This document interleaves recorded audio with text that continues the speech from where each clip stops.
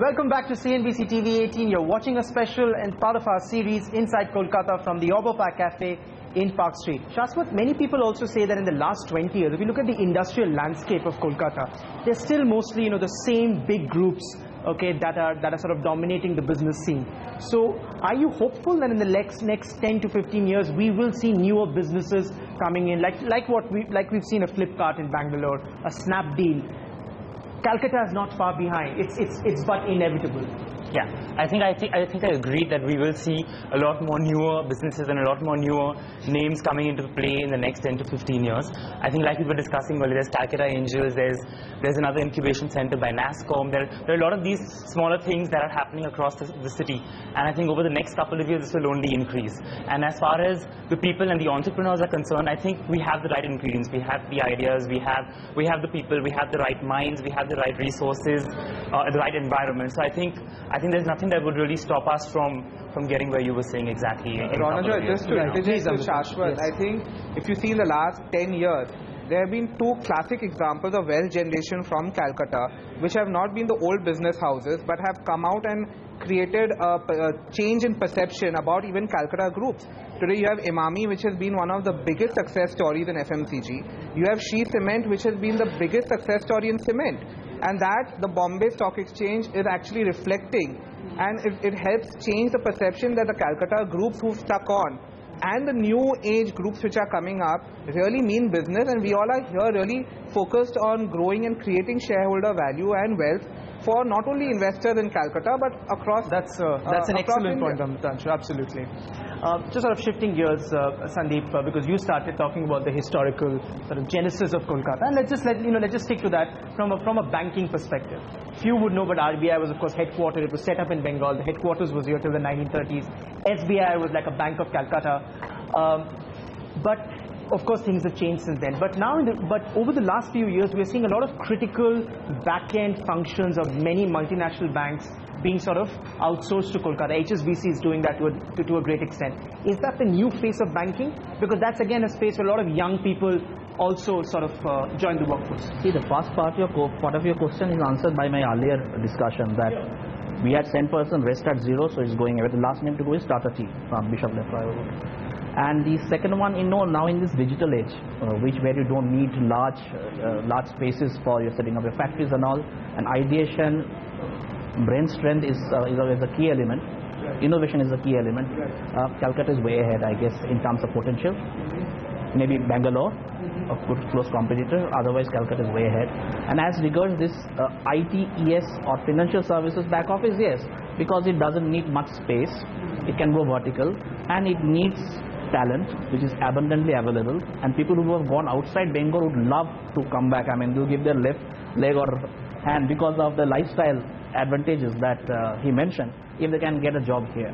So you will see ITES, financial services, service industry is very much there. Digital will be there. The challenge which they can throw light upon is on pure manufacturing beyond the SME. Mayank, comment on that? You think in terms of potential? See, I think for manufacturing, again, you need land, you need manpower, you need raw material, and in a lot of other manufacturing industries, you need a market. I think there's no dispute on the raw material part, manpower, market. We all know what the potential is. I don't want to repeat the same things over and over again. So obviously the question that comes down to land. Land is a tricky subject in Bengal because our land is extremely fertile, unlike some of the other parts of the country. So it is giving a huge income to the farmers. I work with farmers. I've got more than 6,000 farmers who are working with me, and their incomes are sizable, and we don't hear about so many farmer suicides in Bengal. So land will remain, I think, a challenge for Bengal. The government is trying to see how they can facilitate issues around land. You will have ample opportunities for small, medium industries, for industries which can be set up on 25 acres, 30 acres. That's not the challenge.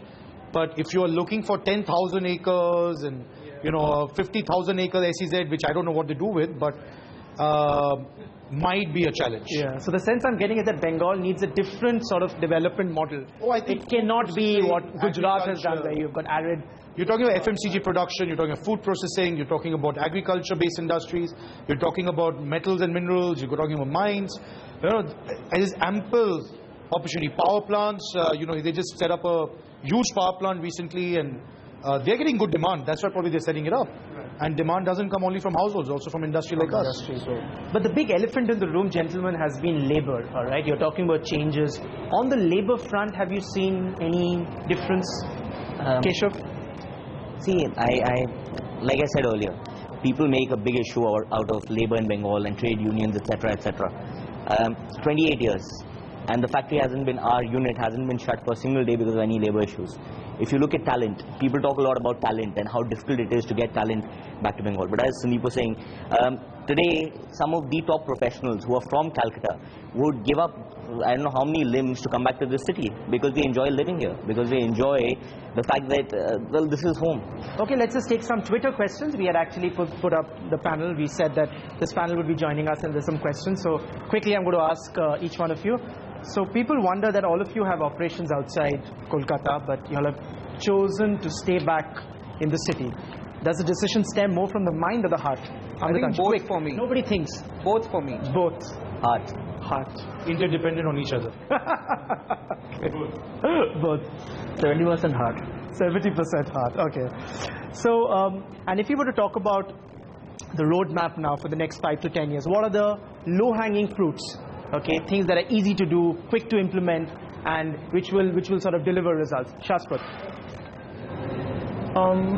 I think as far as the companies are concerned, I think a lot more proactiveness and instilling a sense of empowerment within the employees. I think that's just one of the key things that strikes me as a one-off. Right. Maybe academic institutions, Sandip. I mean, the fact that because we already have like some of the best institutions already in Kolkata, is there room for more improvement? Best in quality, best in terms of numbers, Bangalore is close, but still largest. And they have produced, which we have already discussed so much, Nobel laureates, who's who of the world is from Calcutta, so to speak. Right. And what improvement you are talking of? Because here? the issue here now is, the issue now is that the brain drain is not just, earlier brain drain used to be you've done your education and then you leave Kolkata for better career opportunities.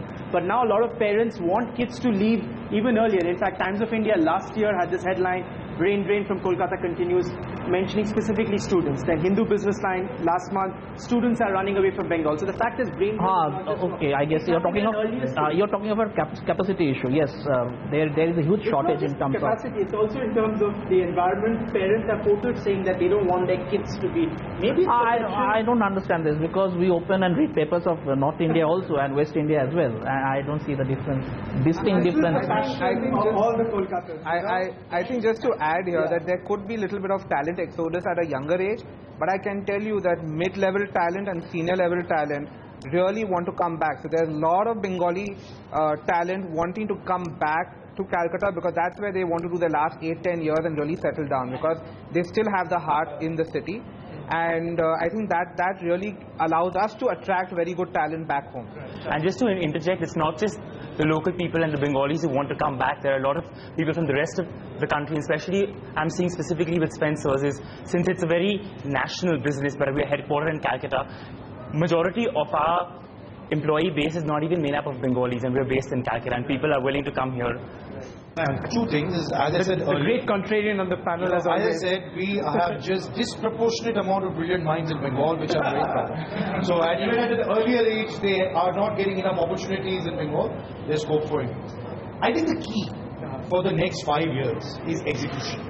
That has to be the mantra, whether it's us as business houses, whether it's the government of Bengal. We know what we need to do. There's been enough discussion, debates, everything. We need to get around and execute, which I think the government is impatient to deliver. Right. They want to get down to execution and down to business. Final question from a student in Kolkata. He said that Kolkata is known for its notorious work culture. As the leading industrial houses, how have you tried to insulate your firms from this work culture? Now, I don't want to generalize, of course, it varies. Okay, but in general, I mean, Shaswat, since... I mean, again, I guess maybe it's a function of the industry I work in, but the work population is relatively younger, and they have that entrepreneurial spirit, so everyone's at work early in the mornings, staying till the late hours of the night, working. There's no one scribbling, oh my God, why do we have to come to work so early? Why do we have to work so late? Everyone's working on weekends. So, that shift is there from the earlier perception of you come to work at 11 and leave by 4. That whole Babu culture thing has really shifted now, and it's 2-hour nap, usual sort of stereotypes that have been generated over and over again. Amritanshu, anything you want to say on that? I think in terms of work culture? You will get the same answer from all the people sitting here, because we don't face any so-called notorious work culture in our organization. And if you believe that we are a decent enough face of Bengal Inc., then I think that will be the similar echo you get from everyone. Right. On that note, gentlemen, thank you so very much. We've completely run out of time. So there you have it, people. The youth, especially watching this show, don't give up on Kolkata. That's clearly the big message that's coming out from the panelists. They're all wearing their passions on their sleeves because things are changing and India is watching. Thanks so much for watching this special.